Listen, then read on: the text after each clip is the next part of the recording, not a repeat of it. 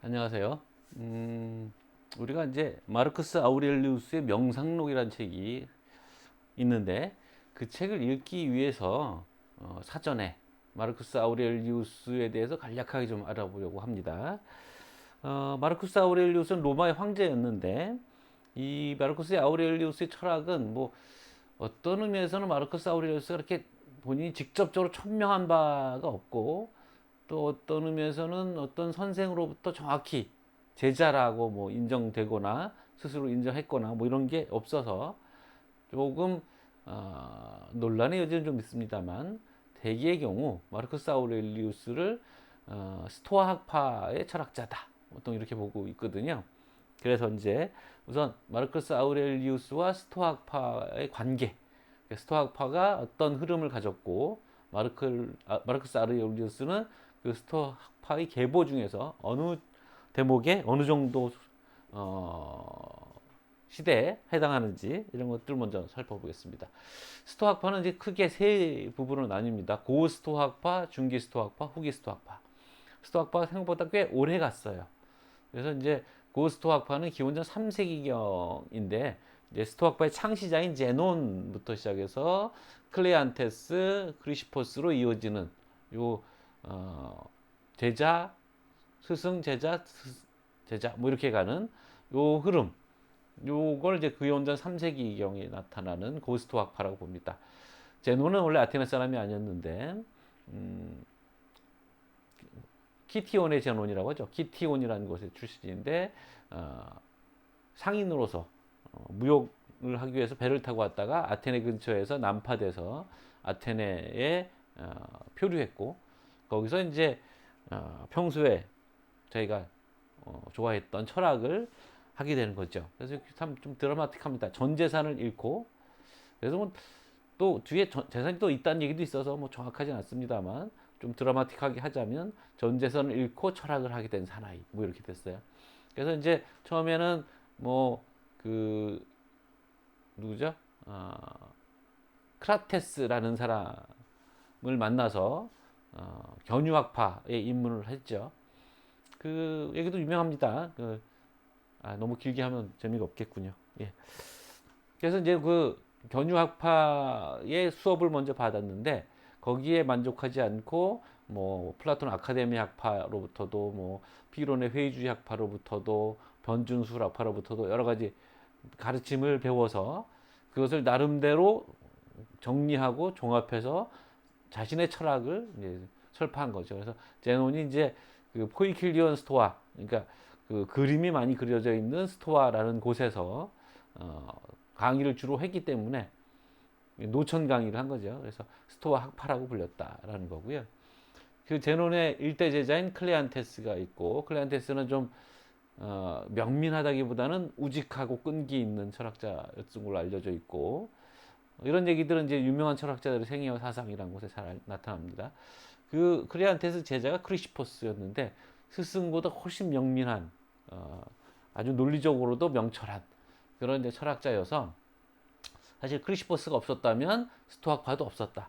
엄연히 이제 그 창시자가 있는데도 그럴 만큼 크리시포스가 스토아 철학을 굉장히 발전시킨 인물입니다. 근데 스토학파는 또 책을 쓰는 것을 경멸했기 때문에 책이 잘 안 남아 있어요. 이 고스토학파 사람들은 또 책은 굉장히 많이 썼다고 또 전해지는데 그게 뭐 앞뒤가 좀 안 맞긴 해요. 근데 전해지는 책들은 없고 이제 단편적으로만 전해집니다. 중기 수학파는 우리에게 상당히 좀 덜 알려져 있는데 기원전 2세기부터 1세기 사이이고 파나이티오스니 포세이도니오스니 하는 철학자들이 이제 여기에 속합니다. 이들의 책은 이제 또 비교적 최근에 발굴이 돼서 한참 연구 중인 그래서 어떻게 좀 보면 스토학파 중에서 좀 핫한 그런 연구 분야가 이제 중기 스토아 분야이고 그런 얘기는 저도 잘 모른다는 얘기죠. 뭐 읽어본 적이 없어요. 뭐 단편적으로 좀 읽었는데 단편도 최근에 많이 발굴이 되고 연구 중인 거라서 단편도 고대에는 별로 없었던 거라 잘 모릅니다. 근데 이제 최근 첨단 연구를 하는 학자들은 알고 있죠. 그 다음에 이제 후기 스토아 기원 후 1세기부터 2세기 사이 이때가 이제 로마 시대인 거죠. 로마 시대에 들어서 로마인들이거나 로마와 관련된 인물들이 다 이제 철학자로 돼 있고, 세네카, 네로의 선생이었던 세네카가 대표적인 철학자고, 또 에픽테토스라고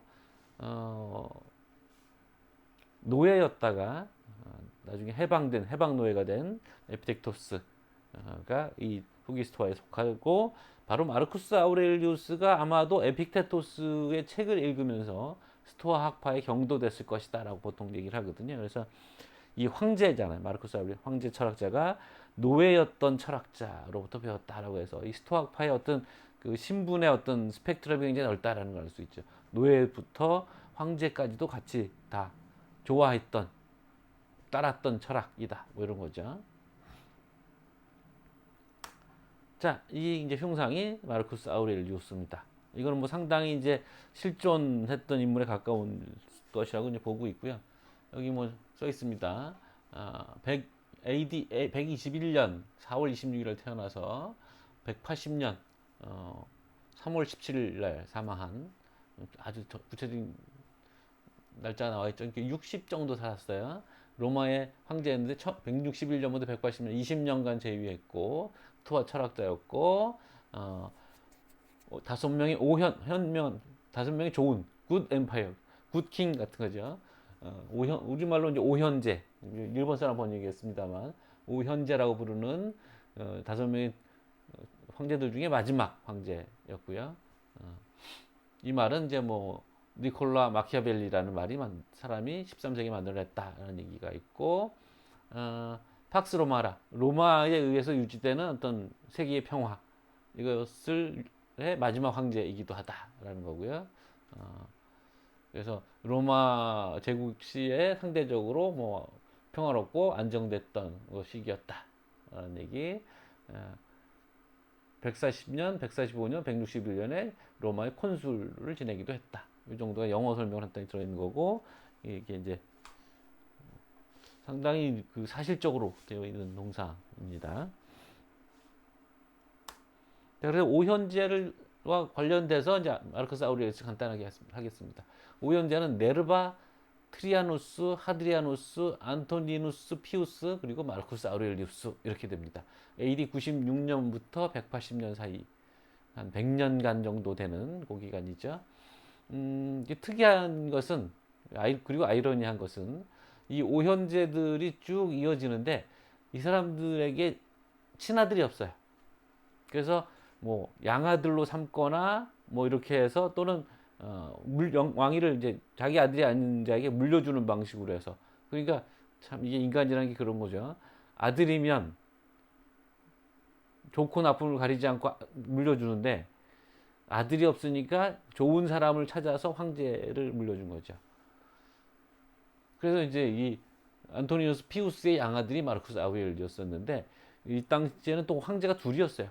공동 황제 제도를 지내고 있는데, 공동 황제 중에 한쪽이 먼저 죽었기 때문에 마르쿠스 아우렐리우스. 근데 또 아이러니하게 오현제에서 마르쿠스 아우렐리우스 끝나게 된 이유는, 마르쿠스 아우렐리우스는 아들이 있었고 그 아들이 그렇게 썩 훌륭한 제목이 못 돼서 오현제에서 끝나게 되는 겁니다. 인간은 참 나약하죠. 철학자인데도. 자, 아버지가 먼저 일찍 죽습니다. 스페인 출신의 가문이었고요. 하드리아누스 황제의 친척이었던 할아버지가 양육을 했어요. 그리고 또 재밌는 건, 이 네르바부터 시작해서 마르쿠스 아우렐리우스까지 이 오현제들은 다 그리스를 사랑했던 황제들입니다. 필 그릭, 뭐라고 하죠. 필 헬레닉, 필 그릭은 너무 엉터리다. 필 헬레닉. 그리고 하드리아누스 황제의 총애를 받았고, 그래서 안토니누스 피우스일 텐데, 피우스에게 마르쿠스와 루키우스라는 두 젊은이를 양자로 삼게 합니다. 하드리아누스가 이제 피우스에게 넘겨줄 거 생각을 하고, 그 다음 황제까지 다 계산하고 있는 거예요. 하드리아누스가. 이 둘이 이제 공동 황제가 되거든요. 그래서 계속 파우스라고 되어 있네. 확인을 좀 해봐야겠습니다. 안토니우스 파우스의 황제가 이제 안토니우스 파우스가 황제로 등극했고, 그리고서는 마르쿠스가 안토니누스의 딸 파우스티나, 파우스가 맞을 것 같죠? 파우스티나와 결혼을 하게 됩니다. 이게 이제 자기 양아버지의 딸이랑 결혼한 거죠. 그리고 이제 그 후에 이제 마르쿠스와 루키우스 베루스가 공동 집권을 하게 되는데 베루스가 먼저 죽습니다. AD 169년에. 그리고 나서 1년쯤 후에 게르만족의 북쪽에 이민 게르만족들이 남하하기 시작했던 거야. 그래서 침공이 심화됐던 게 AD 170년. 그래서 죽기 전까지 180년, 30년간 게르마니아, 게르만족들이 사는 그 북쪽 땅 그쪽에 원정을 가서 10년간 야전에서 살았습니다. 그리고 우리가 모두에 얘기했던 그 명상록 에이스 헤어톤이란 그 자체가 그런 전장에서 자신의 마음을 다독이기 위해서 쓴 자신을 위한 책이었던 거예요. 그리고 아들 콤모두스와 그래서 이제 공동 집권을 하게 됩니다. 내치를 또 해야 되니까 황제가. 그게 AD 177년 이후였고 마르크스가 180년에 죽자 원로원이 이 콤모두스를 암살할 계획을 세웁니다. 이제 마땅치 않았던 거죠. 근데 이제 실패로 돌아갔고 그러자 이제 이 콤모두스가 원로원을 학살하게 됩니다. 여러분들 이제 글래디에이터라는 영화를 혹시 보신 적 있으면 거기 이제 황제가 스스로 이제 글래디에이터 검투사로 나서는 장면이 있는데 그게 코모두스 얘기인 거예요. 그 전쟁 앞부분에 나왔던 게 바로 마르쿠스 아우렐리우스 황제 모습이었고 전쟁이란다. 그 영화 앞부분에. 그러니까 이제 그 글래디에이터 주연이 이 마르쿠스 아우렐리우스를 섬기던 장군이었던 거죠. 그래서 이 계기로 더 이제 난폭한 왕이 된 거예요. 코모두스가 원로원을 학살하게 되고 그러다가 결국은 다시 원로원에 의해서 암살된 게 AD 192년. 이런 식의 흐름을 마르쿠스 아우렐이 갖고 있습니다. 뭐 구체적인 책 얘기하고 뭐 직접 연결되는 건 아니지만 명상록에 흐르는 어떤 정조, 계속 자기 자신을 경계하고 부추기니까 다독이고 달래고 꾸짖고 하는 이런 것들이 어떤 맥락에서 그의 삶이 어떤 맥락에서 나오는지를 좀 생각해 볼 필요가 있다는 생각에서 이 정도 얘기를 전하겠습니다.